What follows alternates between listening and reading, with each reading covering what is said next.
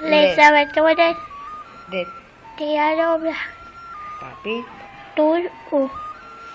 Ahora.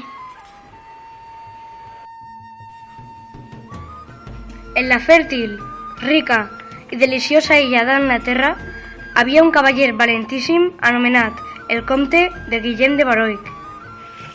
Noble de llinatge i home de grans virtuts, qui per la seva gran saviesa i gran intel·ligència havia servit durant molt de temps l'art de cavalleria amb grandíssim honor. I la seva fama era coneguda en tot el món. Era un cavaller fortíssim que a la seva joventut havia practicat molt d'exercici d'armes, fent guerres tant per mar com per terra, i havia dut moltes batalles a fi. Havia participat en 7 batalles campals, on es trobava rei o fills de rei, amb més de 10.000 combatents, i havia entrat en 5 llistes de camp clos i en totes elles havia obtingut gloriosa victòria.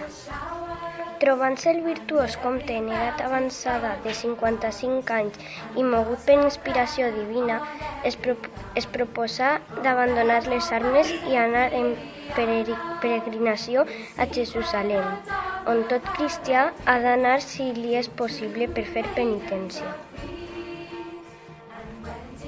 Així doncs, amb dolor de contricció per les morts que en la seva joventut havia fet, el comte decidí anar-hi.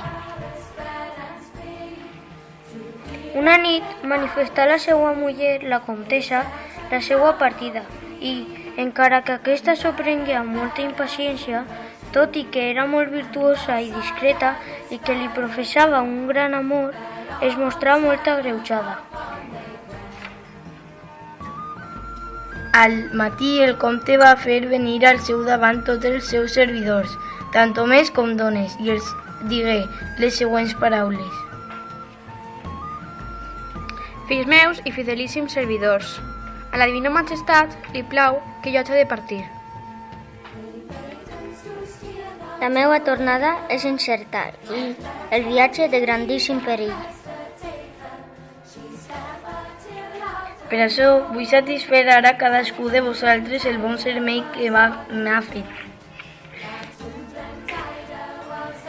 Llavors va fer traure una gran caixa de monedes i a cadascun d'ells li donà molt més del que li devia, de manera que tots estaren molt contents.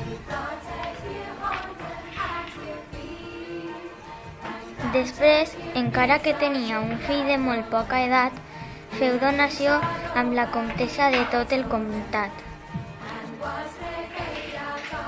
El comte havia manat fer un anell d'or amb les seues armes i les de la comtessa anell que havia estat fet amb tal artifici que es partia pel mig, de manera que cada part resultava un anell sencer amb la meitat de les armes de cadascú, i quan s'ajuntava s'hi podien veure totes les armes. Havent resolt tot el que s'havia proposat, s'adreçà a la virtuosa comtessa i, encara molt afable, li començà a dir les següents paraules.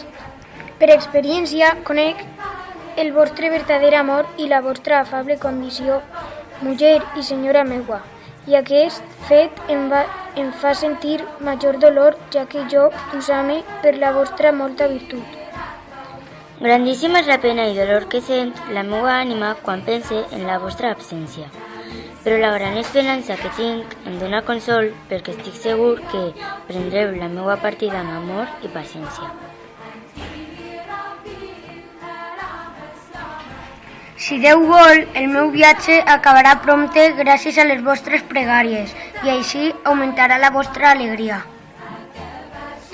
Us deixe, senyora, tot el que tinc i us pregue que tingueu cura del nostre fill, dels servidors, dels vassalls i de la casa. Així us done una part de l'anell que hem manat fer. Us pregue que el tingueu com si es tractés de la meua persona i que el guardeu fins a la meua tornada. Oh tristesa, digué la dolorida comtessa, partireu sense mi? Almenys permeteu-me que vaig amb vos, perquè us puga servir, ja que prefereix la mort que viure sense la vostra senyoria. I si no ho consentiu, el dia que moriré no sentiré major dolor del que ara sent.